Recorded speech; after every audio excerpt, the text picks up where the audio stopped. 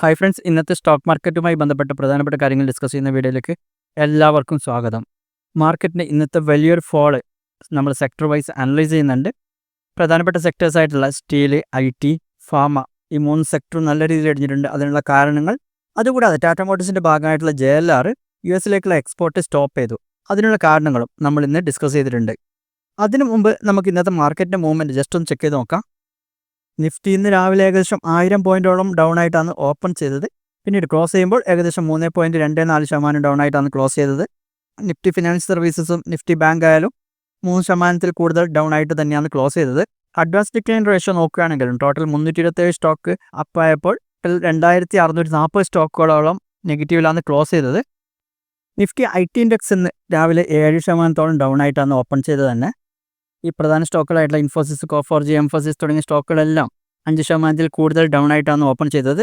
ഈ ഒരു ഫോളിയുടെ പ്രധാനപ്പെട്ട കാരണം ട്രംപ് കൊണ്ടുവന്ന താരിഫുമായിട്ട് ബന്ധപ്പെട്ട കൺസേൺ തന്നെയാണ്. അത് IT സെക്ടറിനെ എങ്ങനെ ബാധിക്കുന്നുള്ള കാര്യം നമ്മൾ 2 ദിവസം മുമ്പുള്ള വീഡിയോയിൽ കൃത്യമായിട്ട് പറഞ്ഞിരുന്നു. IT സെക്ടറിലെ പ്രധാന കമ്പനികളായിട്ടുള്ള TCS, HCL ടെക്, ഇൻഫോസിസ് എല്ലാ കമ്പനികളും US-നെ വളരെയധികം ഡിപ്പെൻഡ് ചെയ്യുന്നുണ്ട് അവരുടെ റവന്യൂക്ക് വേണ്ടി. അവരുടെ മെയിൻ വർക്കുകളെല്ലാം US-ആയിട്ട് ബന്ധപ്പെട്ടിട്ടുള്ളതാണ്. കഴിഞ്ഞ 6 മാസത്തിൽ നിഫ്റ്റി IT ഇൻഡെക്സ് 20% ഡൗൺ ആയിട്ടുണ്ട്. കഴിഞ്ഞ ഒരു മാസത്തിൽ ഏകദേശം 6% ഡൗൺ ആയിട്ടുണ്ട്. ഗ്ലോബൽ മാർക്കറ്റ് മൊത്തമായിട്ട് ഇന്ന് ഫോളോ ചെയ്യുകയാണ്. നാസ്ഡാക്ക് ഫ്യൂച്ചേഴ്സും ഏകദേശം 5% കൂടുതൽ ഡൗൺ ആയിരുന്നു. നിക്കി 7.8% ഡൗൺ ആയിരുന്നു. മറ്റു രാജ്യങ്ങളുടെ ഇൻഡെക്സുകളും നല്ല രീതിയിൽ ഡൗൺ ആയിട്ടാണ് ഇന്ന് ട്രേഡ് ചെയ്യപ്പെട്ടത്. ഇന്ന് നല്ല രീതിയിൽ ഇടിഞ്ഞ മറ്റൊരു സെക്ടർ ഫാർമ സെക്ടർ ആയിരുന്നു. രാവിലെ ഓപ്പൺ ചെയ്ത് ഏകദേശം 6% ഡൗൺ ആയിട്ടായിരുന്നു. പല ഫാർമ സ്റ്റോക്കുകളും ഏകദേശം 10% ഡൗൺ ആയിട്ടാണ് രാവിലെ തന്നെ ഓപ്പൺ ചെയ്തത്. ഇതിനുള്ള കാരണം നമ്മൾ വെള്ളിയാഴ്ചത്തെ വീഡിയോയിൽ പറഞ്ഞതാണ്. ട്രംപ് ഇതിന് ഫാർമ സെക്ടറിൽ പ്രത്യേകമായിട്ട് ടാരിഫ് കൊണ്ടുവരാൻ പ്ലാൻ ചെയ്യുന്നുണ്ടെന്നുള്ള ഒരു ഫിയർ നിലനിൽക്കുന്നുണ്ട്. ഇതുവരെ വന്നിട്ടില്ലെങ്കിലും അടുത്ത് തന്നെ വരുന്നുള്ള ആ ഒരു ഫിയർ കാരണമാണ് ഈ ഒരു ഫോൾ ഉണ്ടായിട്ടുള്ളത് ഫാർമ സെക്ടറിലും. പിന്നെ മാർക്കറ്റ് മൊത്തമായിട്ട് ഇടിയുന്നുണ്ട്, അതിൻ്റെ കൂടെ നല്ല രീതിയിൽ ഇടിഞ്ഞിട്ടുണ്ട് ഫാർമ സെക്ടറും. ഇന്ത്യ US-ലേക്ക് പ്രധാനമായിട്ട് കയറ്റിയേക്കുന്നത് ജനറിക് ഡ്രഗ്സ് ആണ്. അപ്പോൾ ഈ ഫാർമ സെക്ടറിനെ എങ്ങനെ ബാധിക്കാൻ ചാൻസ് ഉണ്ട്, ഏതൊക്കെ കമ്പനികളെ എങ്ങനെയൊക്കെ ബാധിക്കുന്നുള്ള കാര്യങ്ങളൊക്കെ ഡീപ്പായിട്ട് നമ്മൾ ആ ഒരു വീഡിയോയിൽ പറഞ്ഞിട്ടുണ്ട്. ആ ഒരു വീഡിയോ ചെക്ക് ചെയ്താൽ അതിനെക്കുറിച്ച് കൂടുതൽ ഡീറ്റെയിൽ ആയിട്ട് മനസ്സിലാവും. ഫാർമ സെക്ടറിന് കഴിഞ്ഞ ഒരാഴ്ചയിൽ മൂവ്മെൻറ്റ് നോക്കിയാൽ ഇപ്പോൾ ആദ്യത്തെ താരിഫ് പ്രഖ്യാപിച്ച ദിവസത്തിൽ ഫാർമ സെക്ടറിനെതിരെ ഒരു താരിഫ് പ്രത്യേകമായിട്ട് പറഞ്ഞിട്ടുണ്ടായിരുന്നില്ല. അതുകൊണ്ട് തന്നെ അന്ന് ഫാർമ സെക്ടർ നല്ല രീതിയിൽ മുകളിലേക്ക് പോയിരുന്നു. പക്ഷേ തൊട്ടടുത്ത ദിവസം തന്നെ ട്രംപ് ഫാർമ സെക്ടറിലേക്കും ഒരു താരിഫ് പ്രഖ്യാപിക്കുമെന്ന് പറഞ്ഞപ്പോഴാണ് ഫാർമ സെക്ടർ ഇടിയാൻ തുടങ്ങിയത്. പക്ഷേ ഇന്ത്യ കയറ്റിയാക്കുന്ന ജനറിക് ഡ്രഗ്സ് US-ൻ്റെ ഹെൽത്ത് കെയർ സിസ്റ്റത്തിൽ വളരെ പ്രധാനപ്പെട്ട ഒരു കാര്യമാണ്. അപ്പോൾ അതിനെതിരെ എത്രത്തോളം ശക്തമായ നടപടി എടുക്കുന്നുള്ളത് കണ്ട് തന്നെ അറിയേണ്ട കാര്യങ്ങളാണ്. അപ്പോൾ നമുക്ക് അത് വരും ദിവസങ്ങളിൽ ക്ലിയർ ആവും.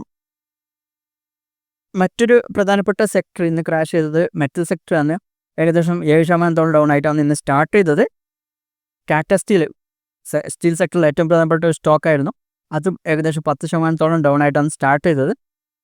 ഇൻഡെക്സിലെ മറ്റു പ്രധാനപ്പെട്ട സ്റ്റോക്കുകളായിട്ടുള്ള Nalco, SAIL, JSW steel, Hindustan zinc, Jindal steel, Vedanta എല്ലാ സ്റ്റോക്കുകളും ഏകദേശം 5% കൂടുതൽ ഡൗൺ ആയിട്ടായിരുന്നു രാവിലെ ഓപ്പൺ ചെയ്തത്. ട്രംപിൻ്റെ താരിഫും അതിനെതിരായിട്ട് ചൈന തൊട്ടടുത്ത ദിവസം തന്നെ എതിരായിട്ട് താരിഫ് കൊണ്ടുവന്നു. അതൊരു ഗ്ലോബൽ ട്രേഡ് വാറിലേക്ക് പോവുകയാണെങ്കിൽ ഇതുപോലുള്ള സെക്ടറുകളിലേക്ക് വളരെയധികം ബാധിക്കാൻ ചാൻസ് ഉള്ളൊരു കാര്യമാണ്. ഇന്ത്യ ഇപ്പോഴും ഇതിൻ്റെ എഫക്റ്റ് കുറക്കാൻ വേണ്ടി പല അഗ്രിമെൻറ്റ്സിന് ശ്രമിച്ചുകൊണ്ടിരിക്കുകയാണ്. അവർ ബൈലാറ്ററലായിട്ട് പല ചർച്ചകളും നടത്തിക്കൊണ്ടിരിക്കുകയാണ്. പക്ഷേ കറൻ്റ്ലി ഇപ്പോൾ അതൊന്നും നടന്നിട്ടില്ല. അതൊക്കെ എന്താണെന്നുള്ളത് നമുക്ക് വരും ദിവസങ്ങളിൽ കാണാൻ പറ്റും. അപ്പോൾ അതിനനുസരിച്ചായിരിക്കും തുടർന്നുള്ള മൂവ്മെൻറ്റ്. സ്റ്റോക്ക് മാർക്കറ്റ് മാത്രമല്ല, ക്രൂഡ് ഓയിലും ഗോൾഡും എല്ലാം നല്ല രീതിയിൽ ഇടിയുന്നുണ്ട്. WTI ക്രൂഡ് $60 താഴെ പോയിട്ടുണ്ട്. 2020 ശേഷമുള്ള ഏറ്റവും കുറഞ്ഞ പ്രൈസാണ്. ബ്രെൻഡ് കൂടും ഏകദേശം 4% ഇടിഞ്ഞ് $63.21 കഴിഞ്ഞ ആഴ്ചയും ഏകദേശം 11% ക്രൂഡ് ഡൗൺ ആയിരുന്നു. നമ്മൾ കഴിഞ്ഞൊരു വീഡിയോയിൽ അത് പറഞ്ഞിട്ടുണ്ട്. ആ വീഡിയോയിൽ തന്നെ നമ്മൾ പറഞ്ഞത് OPEC പ്ലസും പ്രൊഡക്ഷൻ വർദ്ധിപ്പിക്കാൻ പ്ലാൻ ചെയ്യുന്നുണ്ട്. അതും ഈ ഒരു പ്രൈസ് ഫാളിന് കാരണമായിട്ടുണ്ട്.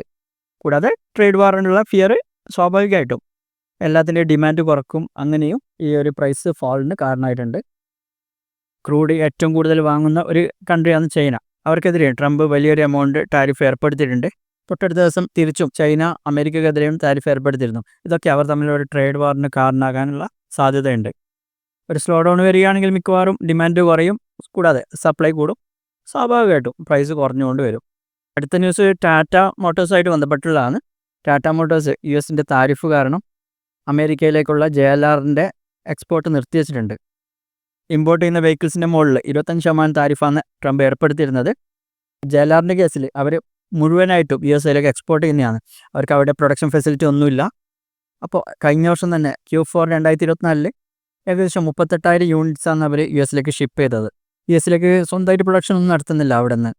അതുകൊണ്ട് തന്നെ ഷോർട്ട് ടേം ആക്ഷനായിട്ട് അവർ ഈ ഒരു എക്സ്പോർട്ട് നിർത്തിവെച്ചിട്ടുണ്ട്. ഇപ്പോൾ ആ ഒരു ന്യൂസ് വന്നതോടുകൂടി തന്നെ ടാറ്റ മോട്ടോഴ്സ് നല്ല രീതിയിൽ ഇടിഞ്ഞിട്ടുണ്ട്.